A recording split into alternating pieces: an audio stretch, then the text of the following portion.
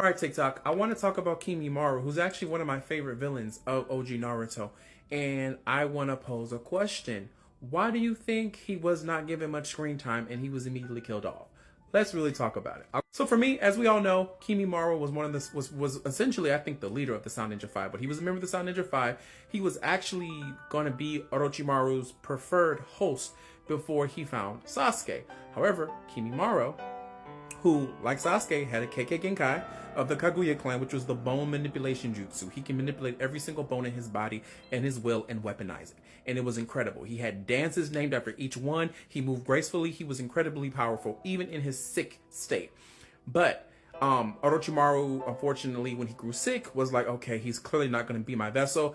I need to find someone else. And that's where he found Sasuke. However, I think that Kimimaro, if he was 100% well, the Sasuke retrieval arc would have went a lot different. I think the reason why he was killed off and given the sickness so early is because he was so powerful. Some shit would have went down and some people would have died.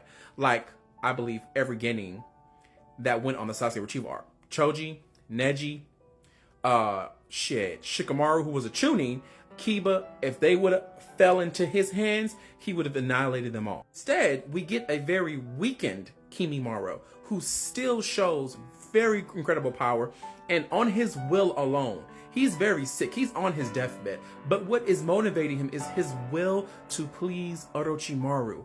And it's so crazy how everyone who is loyal to Orochimaru have this will that he somehow gets instilled in them, and they will put their life on the line for him. It's a really good talent that Orochimaru. However, I loved his jutsu. I loved his ability. I liked his aura.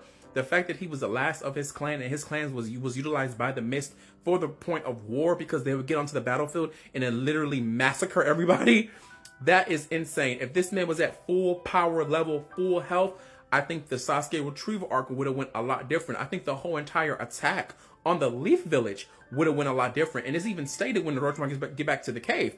Had Kimimaro been 100%, that attack on the Leaf Village would have went a complete different. Can you imagine if a full-blown, full healthy Kimimaro was in the Leaf Village? Who was going toe-to-toe with him? That would have been a fight. He would have taken out many people. So once again, here is another round of Kishimoto's characters who he gives us for a very short amount of time.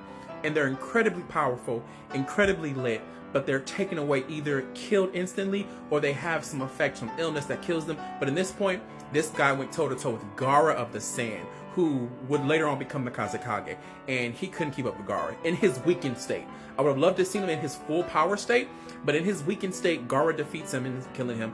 But I think that Kimimaro was not given a fair chance. I loved him as a villain. I would have loved to see more of him. But all in all, he was killed off simply for the fact of Sasuke.